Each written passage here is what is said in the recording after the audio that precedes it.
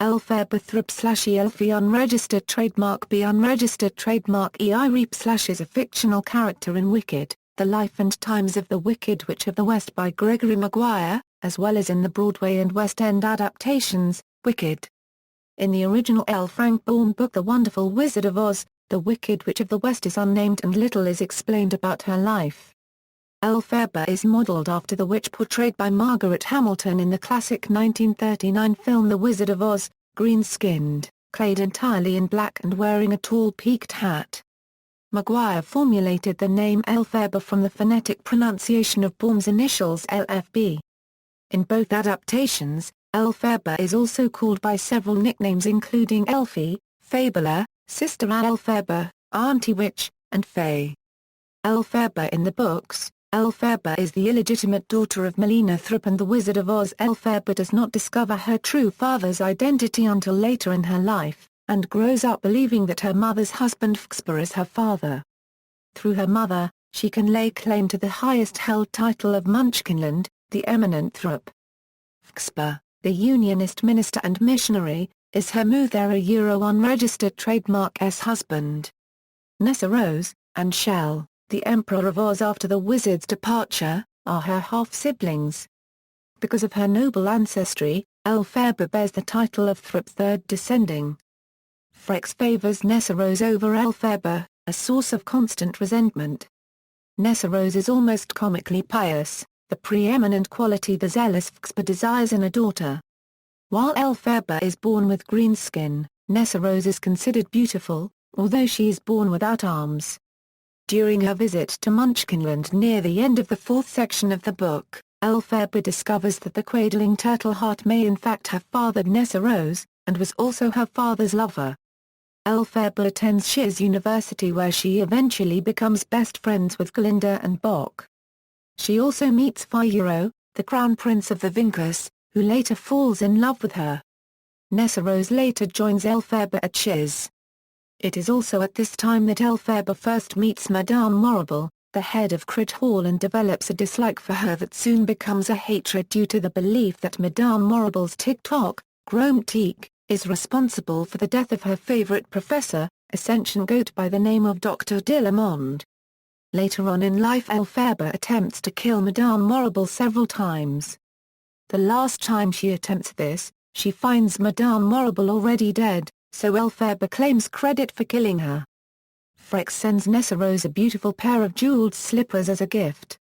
Elphaba pretends not to care that she received no gift from their father, but toward the end of the novel, the shoes become an obsession for her, as she sees them as a symbol of Frex's favoritism. After meeting the wizard she becomes increasingly disgusted with the ever more tyrannical and anti-sentient animal policies of the wizard. Elphaba drops out of Shiz and takes up residence in the Emerald City, where she joins a resistance movement. Elphaba later meets up with Fiyero again and eventually permits him to keep coming back as long as he doesn't disclose her location. The two fall in love with Elphaba constantly asking Fiyero questions about her old friends. They begin an affair, despite the fact that Fiyero is married with 3 children, but Elphaba refuses to let Fiyero touch her below the waist. Fiyero is eventually murdered by the Gale Force after disregarding Elphaba's instructions to stay away from Corn Exchange where she squats while she is taking part in an operation for the resistance. When Elphaba returns she finds the floor covered in blood. Though no body is ever found, it is implied that no human could survive blood loss of that magnitude. Severely traumatized and covered in Fiyero's blood, Elphaba makes her way to a nearby monastery where she lapses into a stupor for a year. While in this state, Elphaba may have carried to term and given birth to a son, L. Elphaba cares for him along with other children as part of her duties at the monastery, and during this time does not consciously consider herself to be the boy's mother. She only starts to consider that she might be L's mother when she readies to leave the monastery as told she must take him with her. L doesn't seem to resemble either Elphaba or Fiyero and lacks her green skin. Following her return to consciousness, Elphaba spends another year recuperating and a further 7 tending the terminally ill in the monastery. After this, she visits Fiyero's wife, Sarima, seeking forgiveness for her part in Fiyero's death. Sarima welcomes her and allows her to live at Fiyero's castle of Kyomoko. Though Elphaba had only intended to stay at Kayamoko a short time, Sarima refuses to even talk about Fayuro, and so she resigns herself to living in the castle indefinitely. Sarima also calls Elphaba Auntie Guest, and the children end up calling Elphaba Auntie Witch behind her back. Elphaba eventually gives in to this name even though she initially resented it. Though Elphaba had once considered sorcery to be nothing more than entertainment, and was not interested in studying the art, she is revealed to have taken correspondence courses in magic during her time living in the Emerald City. While living at Kayamoko, Elphaba discovers the grimoire in the attic of the castle.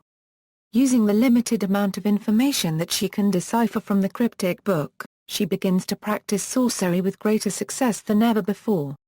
She mainly uses sorcery to aid, enhance and further the scientific investigations initially begun by Dr. Dillamond while she was at Shiz. Her main use of sorcery is creating flying monkeys. The wizard's gale forces eventually capture Sarima and her family, nor is later revealed to be the only survivor. Elphaba is left unsatisfied as Sarima can no longer provide the forgiveness she desires and plunges into madness. After Nessarose is crushed by Dorothy Gale's house, Elphaba attends her sister's funeral, where she meets with Glinda. The two are initially happy to be reunited, but when Elphaba learns that Glinda has given Nessarose's shoes to Dorothy, she is enraged, and this sparks a conflict between the two women which remains unresolved at the time of Elphaba's death. The possibility of Elphaba coming back to life in a future novel in the series has been widely debated among Maguire's legions of fans for many years. The reason many seem to think that Elphaba will eventually return to Oz is because of the ending of Wicked. The bucket splash that supposedly ends her life connects to the novel's fable of Saint Aelphaba, for whom Elphaba is named, who was said to disappear beyond a waterfall. She returned several hundred years later before once again disappearing behind the waterfall. This in turn connects Elphaba with the stories that Sarima tells her children about a wicked witch who disappears into a cave. At the end of the story it's tradition that the children ask if the witch ever comes out, to which Sarima replies not yet. At the end of Wicked, that dialogue is repeated and not yet are actually the final two words that close out the book, suggesting that Elphaba will eventually rise again. Furthermore, in several interviews, Maguire has stated a witch may die, but she will always come back, always. Further evidence of the possible resurrection of Elphaba were brought to light towards the end of the 2008 novel A Lion Among Men, when the character of Yakel is about to die. Before she does, she seems to have a realization of some sort and says of course she's coming back. Don't you understand, she's coming back. However, the identity of the she to whom Yakel was referring remains ambiguous, as she dies before she can make herself understood. Many fans of the series think that she was talking about Elphaba, while others believe she may have been talking about the long-lost Ozma. This is continued to some extent in Art of Oz. When Rain, Elphaba's granddaughter, returns to Kayamoko and finds Nanny still alive under the care of an equally elderly Kistri. It is revealed that Nanny closed and locked the door of the tower room Elphaba died in, disallowing anyone to go in. Rain repeatedly asks her what she saw and she refuses to say. However, it may be that Elphaba's return is actually Rain herself, since once the spell disguising her green skin is removed she looks exactly like Elphaba. Elphaba in the musical. For the musical Wicked, Elphaba was written to be less cynical, more likable, and far more sympathetic than the novel counterpart. Her only abnormality is her green skin. In the book, Elphaba virtually goes insane, and genuinely becomes wicked, though understandably so. In the musical, Elphaba is framed by the wizard and Madame Morrible for crimes she committed on the wizard's orders, and because she refused to turn her powerful magic to the wizard's sickening cause. Therefore, the public turns against her. She never truly turns wicked though she is depressed and frustrated that she could not save Fayuro. Sarima and her children are not present in the musical, and a love triangle with Fayuro and Glinda exists instead of the posthumous one with Sarima. The young Elphaba shows interest in sorcery from the beginning of her education, as opposed to having it thrust upon her as in the book. Elphaba is explicitly shown to survive at the end, and goes to live a life beyond Oz with Fayuro, where in the book her impending resurrection is only hinted. Elphaba is also the creator of the Tin Woodman, the Scarecrow and the Cowardly Lion. In the book the former is a result of an axe bewitched by Nessarose, and the latter's existence has nothing to do with Fiyero, other than her slight suspicion that he might indeed be her love coming back to find her, which just proves to be a paranoid delusion. Elphaba also has a less significant vendetta with Madame Morrible in the musical than in the book. In the novel, Elphaba relentlessly attempts to kill Morrible, but in the musical, Elphaba has virtually nothing to do with her after the conclusion of the first act, being more focused on the wizard. Her relationship with Glinda is a central feature of the musical. As in the novel, the two initially despise each other, but eventually develop a strong friendship. For a while, Elphaba goes along with Glinda's attempts to make her popular, but her rebellious and revolutionary nature ultimately forces her to reject both social and political popularity in favor of doing what she knows to be right and fighting to save the animals. Just prior to Elphaba's supposed melting, the two confess that each has been changed by their friendship. In addition, Elphaba admits that Glinda was the only friend she ever had, and Glinda replies that Elphaba was the only friend she has ever had who really mattered. Elphaba demonstrates a natural talent in the field of sorcery early in the musical, and is selected by Madame Morrible to be tutored personally. She progresses quickly, and is eventually called before the Wizard of Oz himself, with a view to becoming his magic Grand Vizier. However, she learns that the wizard is in fact a powerless fraud after he tricks her into creating the flying monkeys which he plans to use as spies. Elphaba steals the grimoire from him and sets herself up as a rebel. In retaliation, the wizard has Madame Morrible spread the rumor that Elphaba is a wicked witch, to turn the public against her. She becomes the subject of national hatred thereafter, and her attempts to convince the people as to the wizard's corrupt rule are regarded as slander. As more and more of her friends turn against her, Elphaba gradually comes to accept her reputation as a villain, and the supposed death of Fiyero is what finally causes her to embrace it completely. However, when she realizes that Fiyero has in fact survived, Elphaba acknowledges the mistakes she has made in her life, and decides to get a fresh start outside of Oz. In the musical, Elphaba's aversion to water is no more than one of several ridiculous rumors started by those who fear her. Elphaba uses this to her advantage by disappearing when Dorothy throws a bucket of water at her, fooling everyone into believing she had been killed, even though she just went down a trapdoor. The role was originated on Broadway and in London by Idina Menzel, who won the 2004 Tony Award for Best Actress in a Musical. Actresses to be billed in the lead role in various productions include North America Europe Asia Pacific Tokyo, Japan, Hamada Megumi, Higuchi Asami, Imai Minori, Eba Tomasi, Melbourne, Australia, Amanda Harrison, Gemma Rix, Sydney, Australia, Amanda Harrison, Gemma Rix, Pippa Grandison, Patrice Taipoki, Laura Bunting, Osaka, Japan, Eba Tomasi, Kimura Shiaki, Higuchi Asami, Okamura Minami, Brisbane, Australia, Gemma Rix, Auckland, New Zealand, Gemma Rix, Fukuoka, Japan, Eba Tomasi. They have shared the role of Elphaba equally through the entire run. Distinctions Williamage Verkerk has the record for performing the role in different languages, 3 in her case. Williamage Verkerk has played the role more than any actress to date, over 1,000 times. Gemma Rix hit the milestone of 1,000 shows in Sydney October 8, 2014. Gemma Rix has the record of performing the role in the most countries, including Australia, New Zealand, Singapore, Korea, the Philippines and also a shortened 30-minute version of the show at Universal Studios Japan. Parts of this show was performed in Japanese.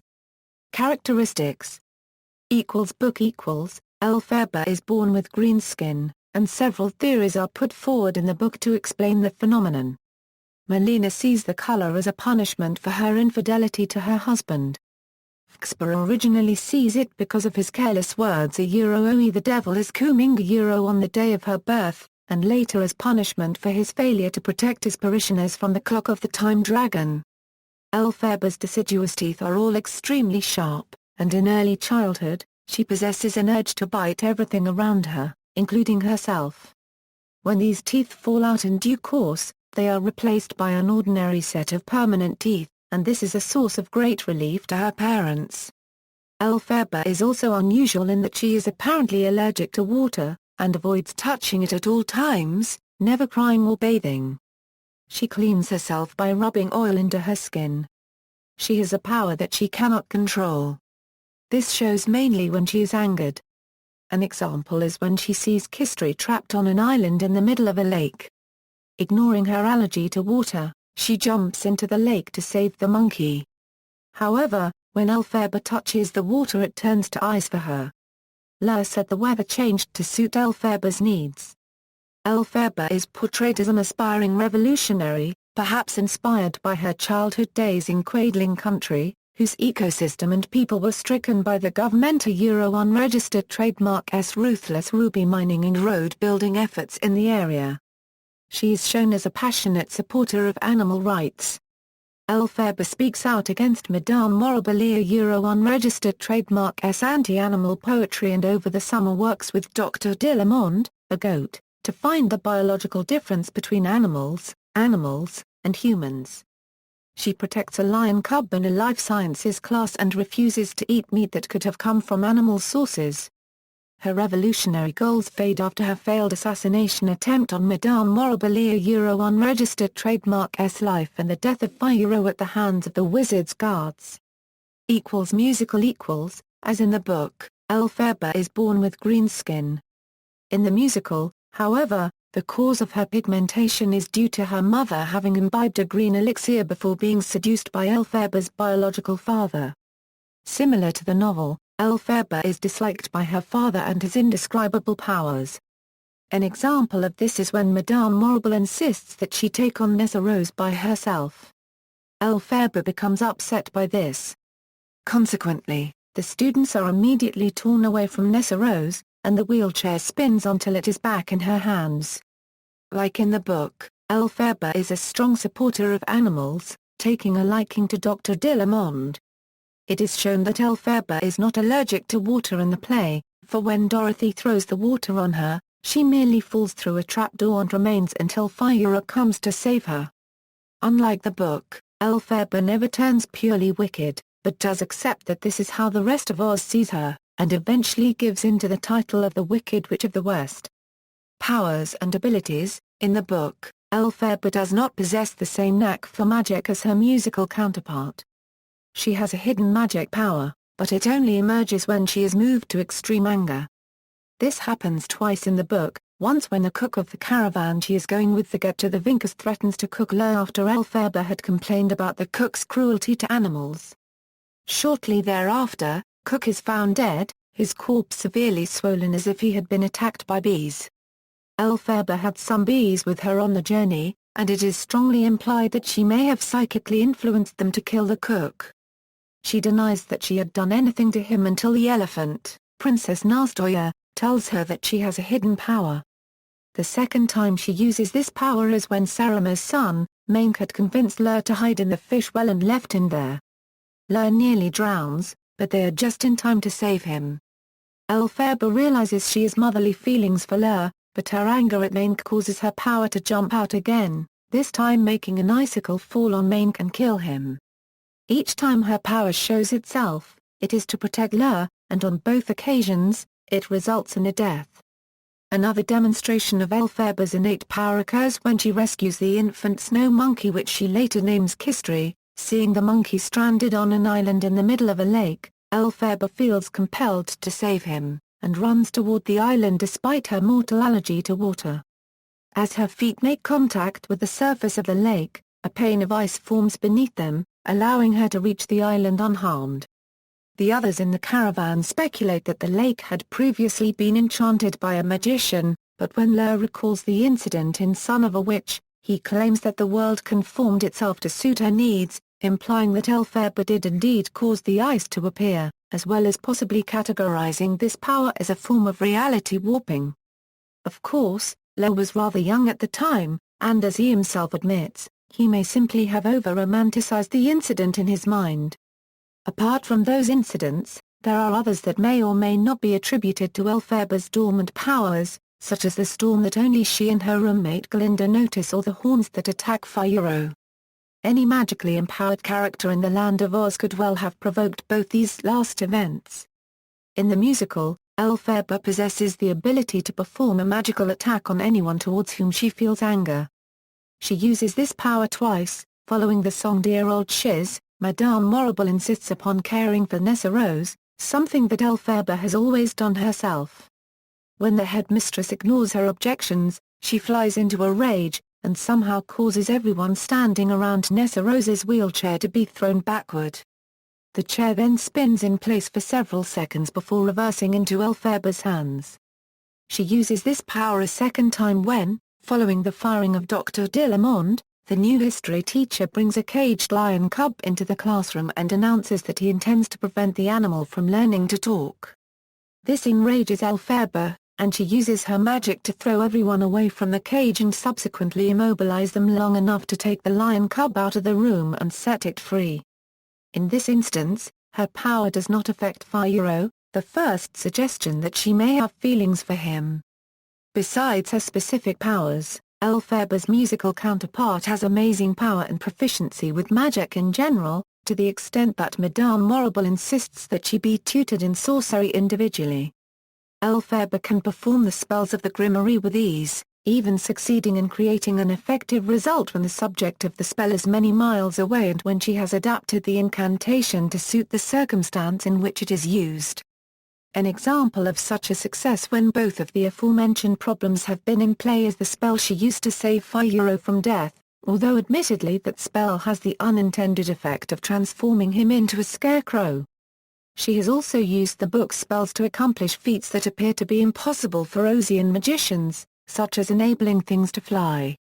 Toward the end of the musical, it is revealed that the wizard is in fact Elphaba's father, and Madame Morrible attributes Elphaba's immense magical power to the fact that she was a child of both worlds.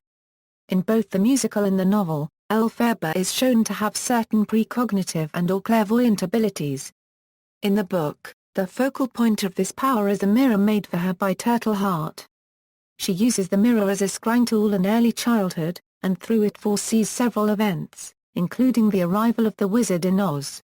Her clairvoyant abilities are in evidence at 2 points during the musical. During the song The Wizard and I, Elphaba sings of how she has just experienced a vision almost like a prophecy, in which she foresees that one day, all of Oz will hold a celebration all to do with her. In a tragic twist, this actually turns out to be the celebration that takes place following her supposed death. The second reference to this ability occurs when she has a vision of Dorothy's house flying through the sky, accompanied by a feeling that Nessarose is in danger. Her seeing the house could be regarded as simply catching sight of it as it is carried by the cyclone. However, the fact that Fiyero, who was with her at the time, could not see it seems to support the theory of its being a vision. Elphaba is able to read the Grimoire despite the fact that the book is written in the lost language of spells. She first demonstrates this talent when the wizard asks her to perform a levitation spell on one of his pet monkeys as proof of her powers. She finds exactly the right spell within seconds, reads it as easily as she would her own language, and makes it work perfectly on her first try. However, although she has an instinctive knack for knowing which spell is appropriate in certain cases, and can pronounce the words of the language, she later reveals that she does not actually understand what they mean. In the novel, Elphaba also possesses the ability to read the Grimoire, but with nowhere near the same facility. She is able to understand fragments of the text, but admits that most of it is misty to her eyes. Despite this, she gleans much magical knowledge from the book over her many years of studying it, and puts the knowledge to good use. In the novel, the Grimoire is revealed to have been created on Earth, which is why it is illegible to the people of Oz. However, being of mixed Ozian and earthly blood, Elphaba possesses a natural ability to at least partially understand the contents of the book. References